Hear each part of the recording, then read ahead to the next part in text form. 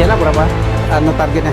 Doprak kan lebih kurang 3 minggu atau paling lama 4 minggu Pak. Nah. Setelah itu kita cor. Cor ini kan kalau untuk keras sempurna kan 28 hari. Nanti 7 hari. Kekuatan 75% kita coba kendaraan ringan Pak.